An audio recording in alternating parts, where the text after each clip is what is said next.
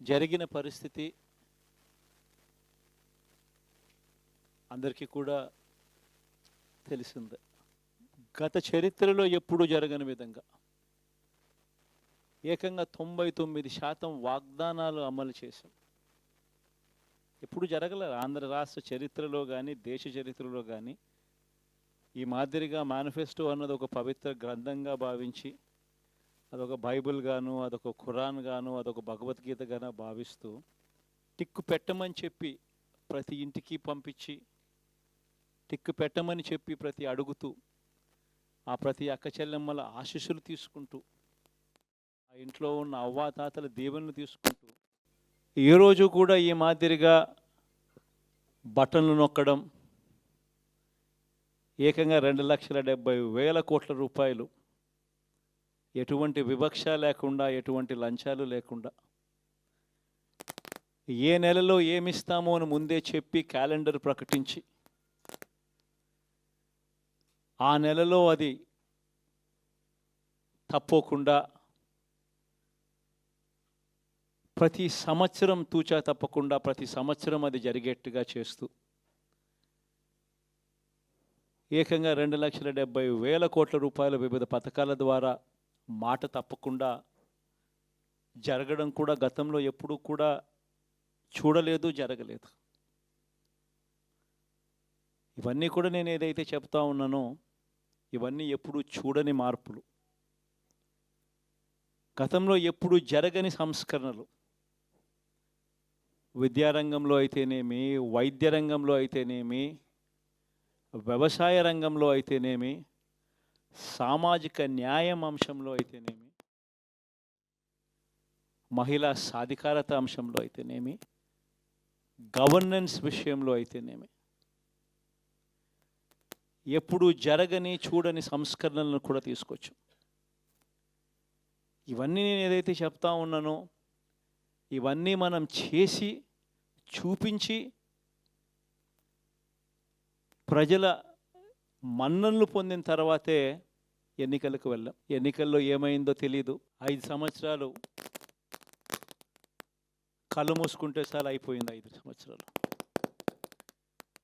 మళ్ళీ 2024 నుంచి 2029 కూడా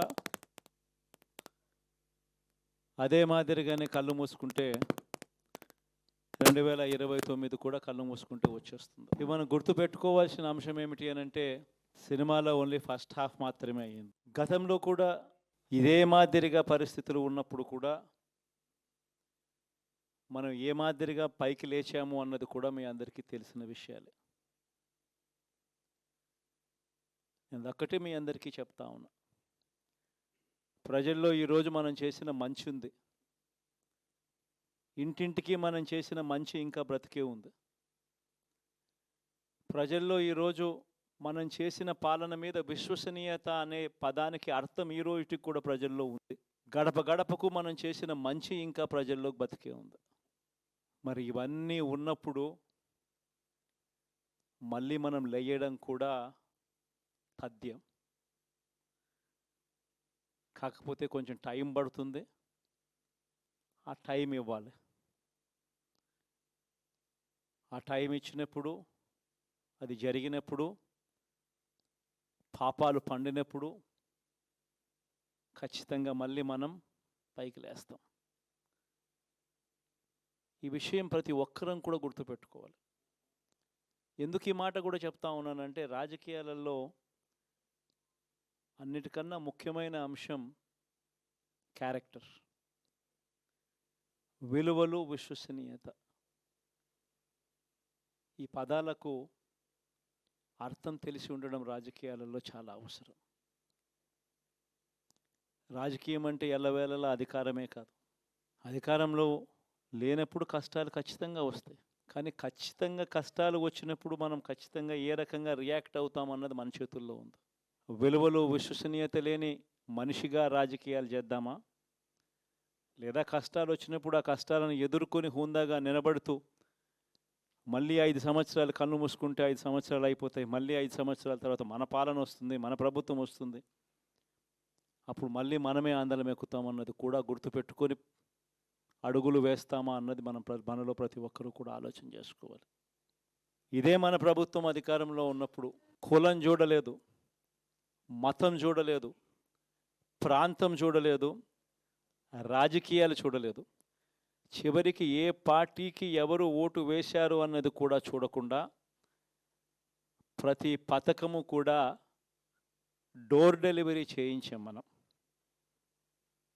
అర్హత మాత్రమే ప్రామాణికంగా తీసుకుని ప్రతి పథకము, ప్రతి మంచి కూడా ప్రతి ఇంటికి డోర్ డెలివరీ చేయించాం.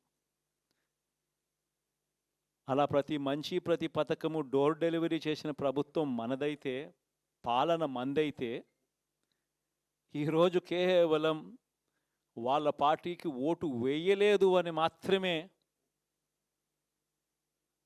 ఓటుకు వేయకపోవడమే పాపం అన్నట్టుగా ఈరోజు రావణ కాష్టం సృష్టిస్తూ ఉన్నారు, విధ్వంసం చేస్తూ ఉన్నారు, ఆస్తులు నష్టం చేస్తున్నారు, కొడతా ఉన్నారు, అవమానిస్తూ ఉన్నారు.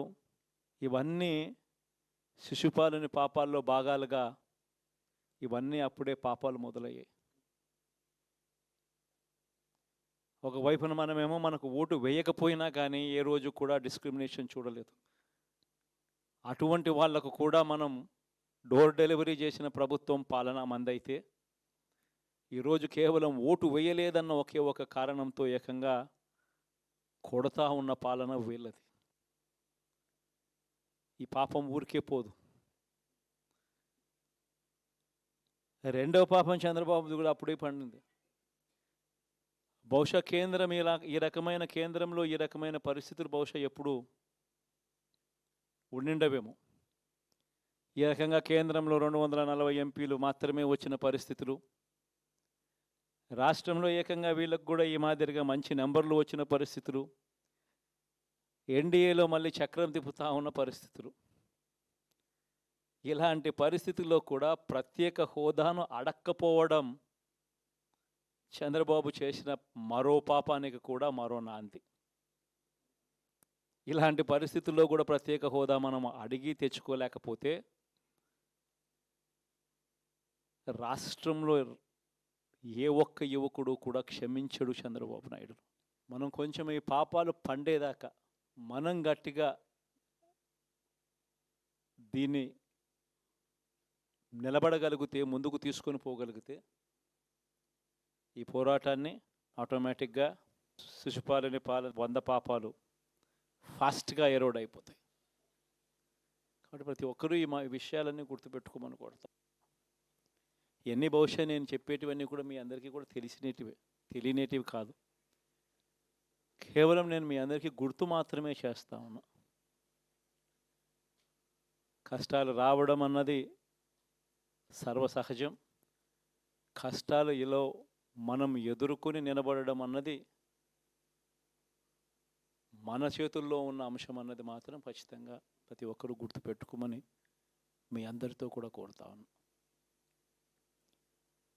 శాసనసభలో, చట్టసభలో మీ సభే అన్నిటికన్నా ముఖ్యమైన సభ అవుతుంది. ఓటు వేయలేదు అన్న ఒకే ఒక కారణంతో మనుషుల్ని కొడతా ఉన్న పరిస్థితుల్లో, మనుషుల్ని అవమానిస్తూ ఉన్న పరిస్థితుల్లో, మనుషుల్నే బలవంతంగా ఆస్తి నష్టం చేస్తూ ఉన్న పరిస్థితుల్లో ఇక ప్రతిపక్షం ఉన్నది ఒకటే ఒక పార్టీ, ఆ పార్టీకి అవకాశం ఇవ్వాలా అన్న కనీస నైతిక విలువలు వాళ్ళు పాటిస్తారన్న నమ్మకం నాకైతే లేదు. కాబట్టి మీరు చేయాల్సిన పాత్ర గొప్పది, చాలా ఉంది అన్నది మాత్రం గుర్తుపెట్టుకోండి. రాబోయే రోజుల్లో యాక్టివిటీ లెవెల్స్ అనేది ఆటోమేటిక్లీ పెరుగుతాయి. రాష్ట్ర వ్యాప్తంగా ఉన్న కార్యకర్తలందరినీ ఎవరినైతే వాళ్ళు ఇబ్బందులు పెట్టారో ఖచ్చితంగా వాళ్ళందరికీ మనోధైర్యం ఇస్తూ వాళ్ళ గ్రామాలకు వెళ్ళి వాళ్ళకు తోడుగా ఉండే కార్యక్రమాలు చేసే కార్యక్రమాలు జరుగుతాయి.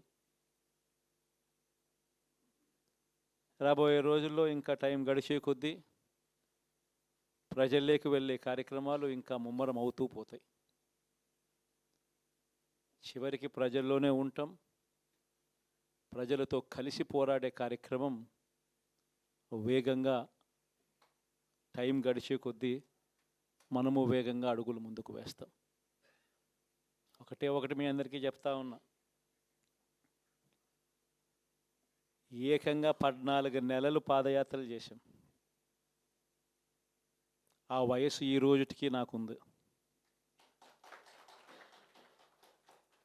ఆ సత్తువ ఈ రోజుటికి నాకుంది. కాబట్టి మీరు మాత్రం ప్రతి ఒక్కరూ గుర్తుపెట్టుకోండి, ఆ టైం వచ్చేదాకా మీ పాత్ర చాలా కీలకం. ప్రతి ఒక్కరూ ఈ విషయాన్ని మాత్రం గుర్తుపెట్టుకొని మీ అందరితో కూడా సవినయంగా వేడుకుంటా ఉన్నాను.